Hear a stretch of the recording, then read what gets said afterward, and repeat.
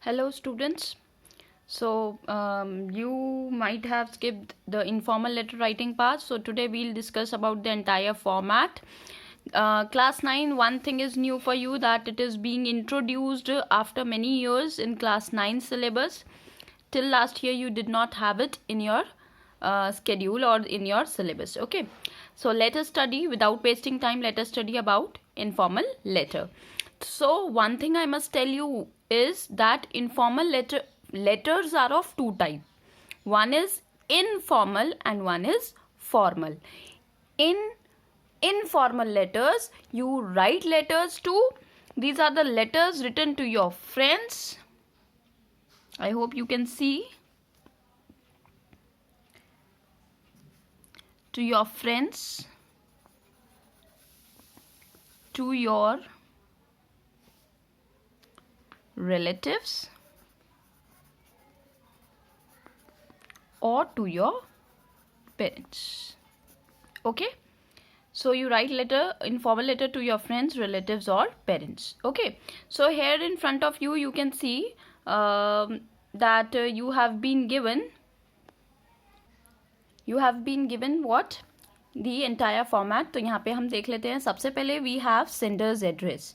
ठीक है, इन sender's address you are sender कौन है? The one who is writing letter, जो letter भेज रहा है. और भेज कौन रहा है? जो लिख रहा है. So the writer of the letter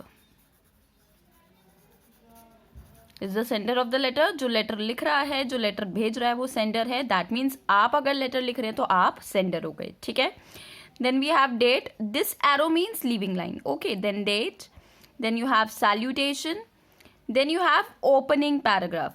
This paragraph should not exceed more than 4 lines. Maximum word limit for it is 4 lines. उससे ज़्यादा आप कोशिश कीजिए कि ना हो. अगर 5 हो जाती है no problem, but try to keep it within 4 lines. Here you are asking about their well-being. उनके वेलबींग मतलब वो ठीक ठाक हैं कि नहीं, और आप लेटर क्यों लिख रहे हैं, या आपको लेटर लिखने का क्यों सूझा. मे बी हो सकता है आपको बहुत दिनों बाद याद आई तो आप लेटर लिख रहे हो, या आपको किसी का फ़ोन कॉल आया था, या आपको किसी का लेटर आया था, आप उसका रिप्लाई लिख रहे हो. ठीक है.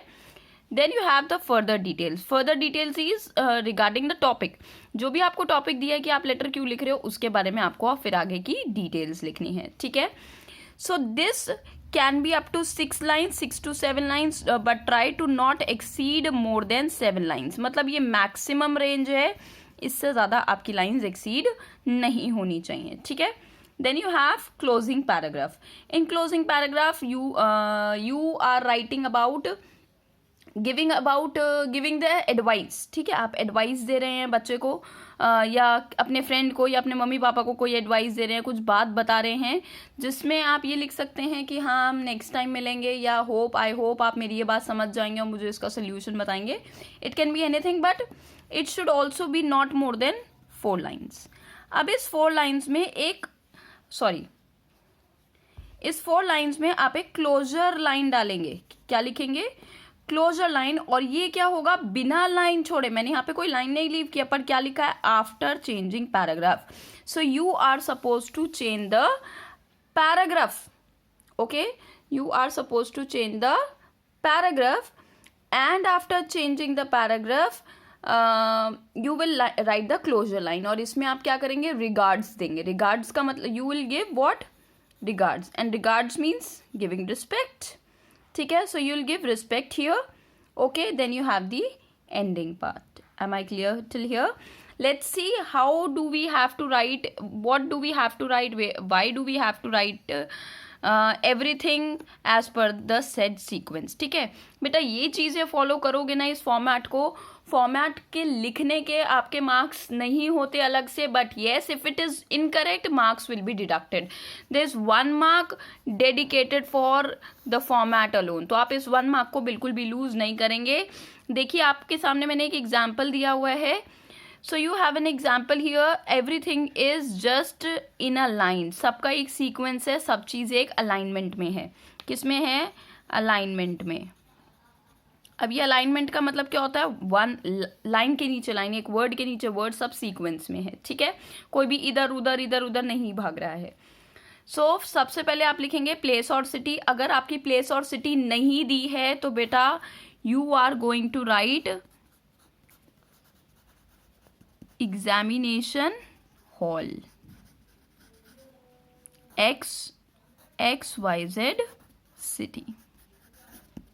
Okay.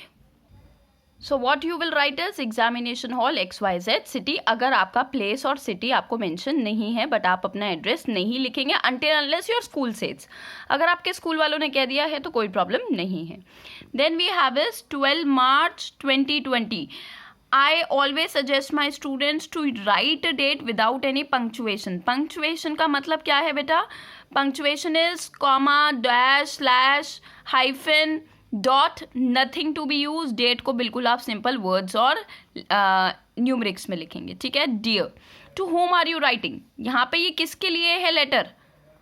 To whom are you writing? जिसके लिए लेटर है आप उसका यहाँ पे उसका रिलेशन लिखेंगे. अगर आप अपनी मदर के लिए लिख रहे हैं तो आप डियर मॉम लिखेंगे. फादर के लिए लिख रहे हैं डियर फादर लिखेंगे और अपनी फ्रेंड के लिए लिख रहे हैं dear Anshu. Suppose I am taking name Anshu, so dear Anshu, ठीक है. नाउ वन लाइन जो आपको एज इट इज लिखनी ही लिखनी है, चाहे आपके पास कोई भी लेटर है, ठीक है, कैसा भी कोई भी इनफॉर्मल लेटर है. फॉर्मल में आपको ये सब नहीं लिखना है, फॉर्मल में दूसरा रहता है. So in this you have to write hello और नमस्ते. अगर बड़े हैं तो नमस्ते बोलिए और आपके फ्रेंड हैं तो आप हेलो बोलेंगे, ठीक है. आपके पास मैंने और करके 3 लाइन्स दी हैं. इनमें से आप कोई सी भी लाइन स्टार्टिंग में अपने लेटर की स्टार्टिंग में लिखेंगे, कोई सी भी एक लाइन. I am fine here and I hope you receive this letter in good health. कि आपकी तबीयत ठीक है और मतलब मैं यहाँ पे ठीक हूँ और मैं उम्मीद करता हूँ कि जब आप ये लेटर देखेंगे तो आपकी अच्छी हेल्थ ही होगी. और I am fine here and hope the same for you, ये बच्चों वाला है, लिख दिया क्योंकि बच्चों को याद नहीं आता तो एकदम स्ट्राइक नहीं करता है, तो हमारा लॉस होने से अच्छा है कि हमें पता हो, ठीक है. पर ये थोड़ा बच्चों वाला है तो कोशिश कीजिए ना आप लिखें ये. अब आप बड़े हो चुके हैं, ठीक है. और I am fine here and I hope you too are hearty and healthy there मतलब वहाँ. सो हार्टी एंड हेल्दी मतलब दिल से भी खुश हैं और दिल भी खुश है, आप खुश हैं और अच्छी हेल्थ में है, ठीक है. Then in starting lines these lines you will write why are you writing और how did you thought of writing letter. क्यों सोचा आपने कि लेटर लिखना चाहिए. आपके पास ऑलरेडी किसी का लेटर आया था तो आप रिप्लाई कर रहे हैं. आपके पास फ़ोन आया था किसी का तो आप फ़ोन पे लिख रहे हैं, फ़ोन की बात का जवाब दे रहे हैं. आपके पास किसी का गिफ्ट आया था तो आप लिख रहे हैं या आपको याद आई है तो लिख रहे हैं. So you just have to write the reason why are you writing the letter, ठीक है. उसका थोड़ा सा पार्ट स्टार्ट कर दो, ठीक है. उसके बाद एक्सप्लेन. ये जो लाइन देख रहे हैं आप, ये लाइन लीव करेंगे आप. You leave a line here and then you will write the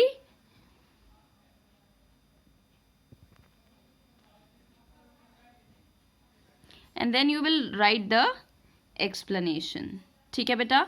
explanation में आप लिखेंगे द फर्दर डिटेल्स कि आपने लेटर लिखा तो क्यों लिखा. सपोज आप अपने भाई को कॉन्ग्रेचुलेट कर रहे हो उसकी स्टडीज़ के लिए तो आप उसे समझाओ कि आगे और मेहनत करनी है, ठीक है, कैसे अपनी पढ़ाई का ध्यान रखना है and all those things, right. Now coming on to the ending of the our formal letter that is closing paragraph. अब आप क्लोजिंग पैराग्राफ में क्या कर सकते हैं, बाय बोलेंगे उन्हें. डायरेक्टली बाय नहीं बोलना कि hope to meet you soon, इस तरीके से बोलेंगे. दूसरी चीज़ आप यह हो सकता है आप एडवाइस दे रहे हो सकता है आप उनसे एडवाइस ले रहे हो या आप उम्मीद कर रहे हो कि उनसे नेक्स्ट टाइम जल्दी मिलोगे. After changing paragraph without leaving, सो क्लोजिंग पैराग्राफ, फिर आपके पास सेइंग बाय, उसके बाद आप गिविंग एडवाइस या टेकिंग एडवाइस, ये सब बता दिया बिना लाइन पैराग्राफ चेंज किए. जो मैंने यहाँ पे आपको लिखवाया था क्लोजर लाइन, कि ये क्लोजर लाइन रिगार्ड्स वाली आपको लिखनी ही लिखनी है. जैसे इन तीनों में से कोई सी एक पार्ट लिखना ही लिखना है, ऐसे ही यहाँ पे भी ये वाली लाइन लिखनी है. पे माई रिगार्ड्स टू, हो सकता है आपने अंकल आंटी को लिखा हो तो अंकल एंड आंट. और आपका कोई भाई बहन है, छोटा है या आपके एज का है या आपसे बड़ा है तो लव टू, ठीक है. आप बड़ों को रिस्पेक्ट देंगे और प्यार किसको देंगे, छोटों को, ठीक है. सो रिगार्ड्स किसको दे रहे हैं, आप मदर फादर को दे सकते हैं, बट अपने ब्रदर्स, अपने कजन्स को, अपने ब्रदर सिस्टर को, सिबलिंग्स को, फ्रेंड को या अपने से छोटे भाई बहनों को आप क्या कहेंगे, love to. Then after leaving a line you will write yours lovingly daughter और सन लविंगली लिखेंगे, या योर्स डॉटर, योर सन, और उसके बाद name. And this is how our letter writing is going to get completed. ठीक है,